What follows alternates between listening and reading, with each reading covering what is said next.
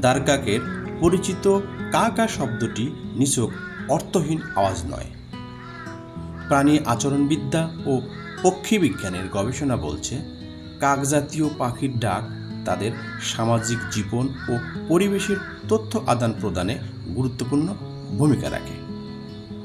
তবে সব কাকা শব্দের অর্থ যে একই, বিষয়টি এমন নয়।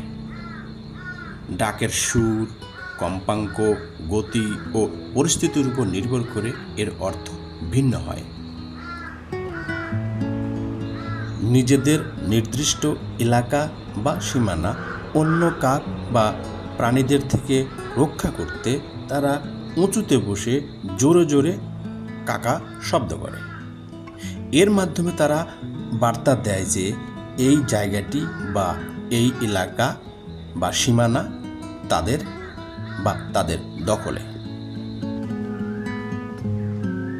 চিল, পেঁচা বা শকুনের মতো কোনো শিকারী পাখি বা বিড়াল ও সাপের মতো শত্রু দেখলে কাকেরা খুব তীক্ষ্ণ ও দ্রুত লয়ে শব্দ করে। একে মবিং বলে। এইভাবে ডেকে তারা আশেপাশের সব কাককে একাট্টা করে তাদের শত্রুকে তাড়িয়ে দেওয়ার চেষ্টা করে। কাকজাতীয় পাখির ডাকে শিকারীর তথ্য থাকারও প্রমাণ পাওয়া গেছে। আমেরিকান কাকের গবেষণায় খাদ্য সংক্রান্ত ডাকের সঙ্গে সামাজিক সমাবেশ ও যোগাযোগের সম্পর্ক পাওয়া গেছে। কোনো বড় খাবারের উৎস, যেমন কোনো মৃত প্রাণীর দেহ বা ময়লার স্তূপ পাওয়া গেলে দলের অন্য সদস্যদের খবর দিতে এক বিশেষ সুরে কাকা করে দূরপাল্লার ডাক দিয়ে অন্যদের আকৃষ্ট করে। দলবদ্ধভাবে চলাফেরা করার সময় বা দিনের অন্য কোনো সময়ে বিশেষ প্রয়োজনে যখন কাকগুলো একত্রিত হয়, তখন তারা বিশেষ ধরনের আওয়াজ করে তাদের আলাপ আলোচনা করে এবং তাদের অংশগ্রহণ বা উপস্থিতি নিশ্চিত করে।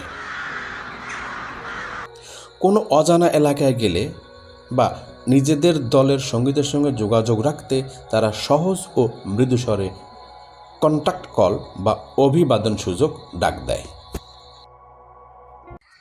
নিজেদের জোড়া বা ছানাদের সাথে যোগাযোগের জন্য তারা নরম সুরে বা ভিন্ন পিচে এই ডাক ব্যবহার করে। গবেষকদের মতে, মৃত কোনো সঙ্গীকে দেখলে বা মৃত সঙ্গীকে পাওয়া গেলে কাকেরা দল বেঁধে উচ্চস্বরে কাকা করে শোক প্রকাশ করে এবং এটি এক ধরনের সামাজিক প্রতিক্রিয়া বা সতর্কবার্তা। আরও চমকপ্রদ ব্যাপার হলো, কাকের ডাকের বৈশিষ্ট্য থেকে কে ডাকছে এবং কোন আচরণগত পরিস্থিতিতে ডাকছে সে সম্পর্কে তথ্য পাওয়া যেতে পারে। এমনকি পরিচিত ও অপরিচিত ব্যক্তির ডাক আলাদা করে শনাক্ত করার ক্ষমতাও কাকের রয়েছে। অর্থাৎ আমাদের কানে একই রকম শোনা কাকা আওয়াজ কাকের সামাজিক জগতে একেবারেই একরকম বার্তা নয়।